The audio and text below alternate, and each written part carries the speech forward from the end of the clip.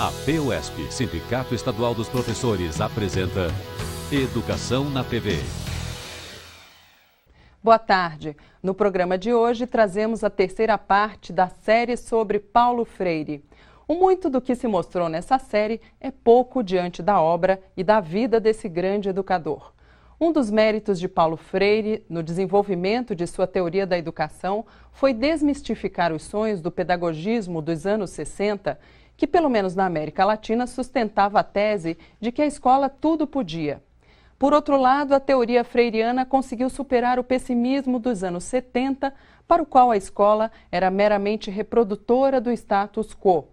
Superando o pedagogismo ingênuo e o pessimismo negativista, Freire conseguiu manter-se fiel à utopia, sonhando sonhos impossíveis.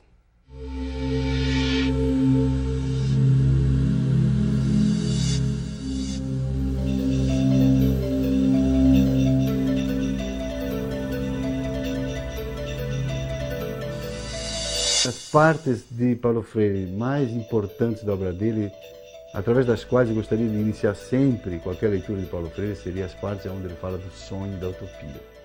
Por isso que ele era antagônico ao neoliberalismo, por exemplo. E ele deixa claro na página 15 do livro Pedagogia da Autonomia, quando ele diz o seguinte: eu sou radicalmente contra o neoliberalismo porque ele nega o sonho e a utopia. Porque ele diz, a sociedade de hoje é a sociedade possível. E ele dizia, não, essa não é. Essa é uma sociedade e pode existir outra sociedade. A grande rejeição de Paulo Freire nunca foi somente ao neoliberalismo, mas a qualquer forma social injusta, né? E ele falava muito em excluídos. Talvez ele preferisse hoje um termo que é utilizado, né, por um pensador que vive no México, um grande filósofo, que é o Henrique Dussel, que em vez de excluído fala em vítima.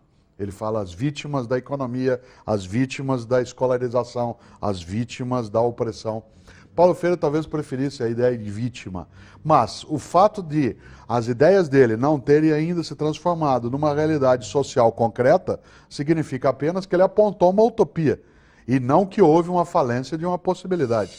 Às vezes ele costumava terminar as suas palestras dizendo, bem, eu não disse nada mais do que o que todo mundo, o que qualquer professor poderia dizer, né?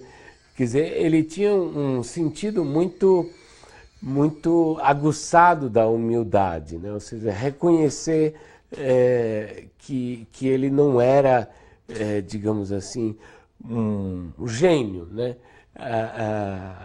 Uma vez a gente perguntou para ele, você é um gênio? Você se considera um gênio? E ele disse, não, eu não me considero um gênio, porque um gênio, ele nasce com isso, né?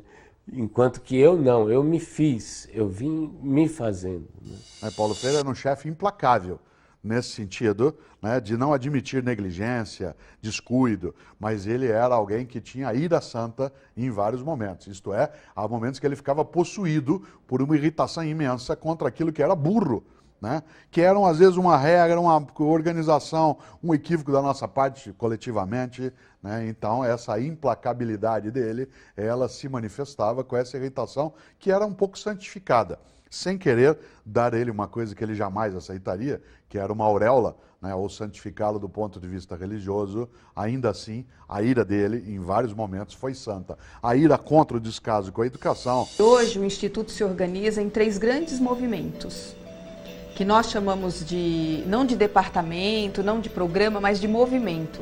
É o movimento da Escola Cidadã, o movimento da educação de jovens e adultos e o movimento da cidadania planetária. E a gente chama de movimento porque a gente entende que nós estamos sempre atualizando o nosso trabalho, avaliando o nosso trabalho, reorientando a nossa prática. Então nós achamos que a palavra movimento, ela traduz mais adequadamente ao trabalho que realizamos aqui.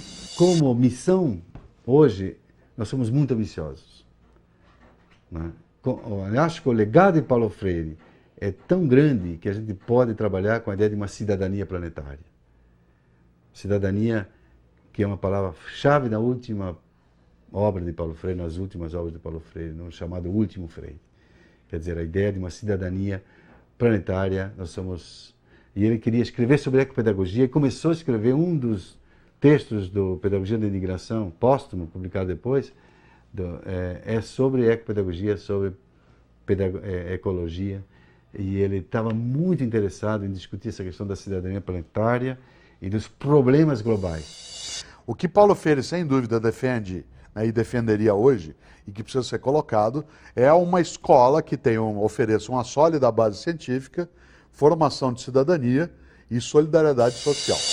Não haveria criatividade sem a curiosidade que nos move e que nos põe pacientemente impacientes diante do mundo que não fizemos, acrescentando a ele algo que fazemos. Ele nunca esqueceu a criança que ele foi, né?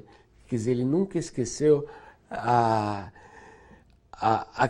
aquela noção quase que pura da criança, né? Ou seja, aquela ingenuidade da criança, né? Então isso é uma coisa que ele guardou com ele. Nós percebemos que Paulo Freire vem sendo cada vez mais uma referência de reflexão para diferentes áreas do conhecimento. Eu acho que Paulo Freire hoje é muito mais necessário do que ontem. Aqueles que dizem que Paulo Freire se foi, está no passado, são aqueles que não querem reconhecer a obra de Paulo Freire como fundamental, né, para explicar o contexto atual.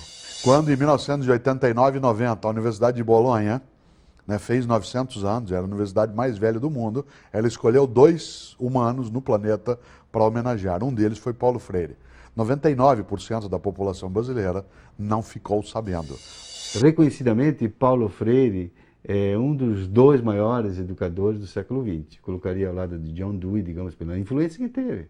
E é colocado. Eu cito Jesus Palacios, um grande educador espanhol que escreveu um volume sobre a questão escolar, sobre a história da educação moderna e atual, contemporânea, e ele coloca como Paulo Freire como a maior contribuição da América Latina ao pensamento pedagógico universal.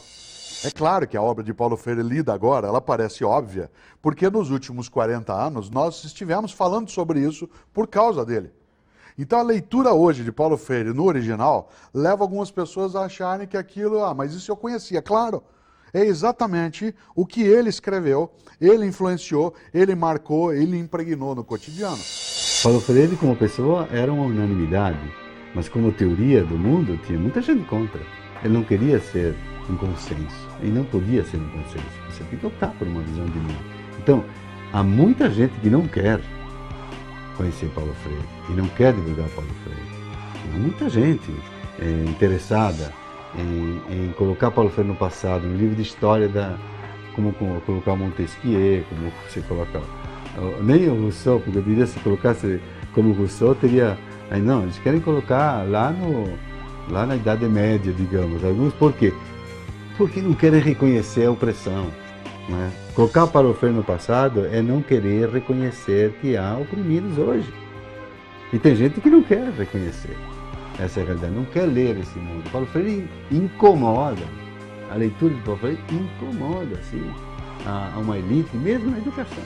A ideia de que a educação é uma ferramenta poderosa com o conhecimento que carrega para a construção de uma realidade que seja diferenciada para melhor. E que, portanto, a noção de felicidade coletiva, ela é sim algo a ser mantido no nosso horizonte. Freire, né, do Recife em direção ao infinito na história, trouxe essa lição. Foi isso que ele ensignou. A grande marca, foi isso que ele em nós gravou. Foi esse signo, a marca da esperança. Paulo Freire faleceu no dia 2 de maio de 1997, aos 75 anos, vítima de um infarto agudo do miocárdio. Deixou como seu real legado o compromisso com os oprimidos. Paulo Freire dizia que somos seres em construção. Por isso, é preciso que todos os que lidam com educação estudem, analisem, mergulhem nas ideias de Paulo, para dessa forma reinventá-lo a cada dia.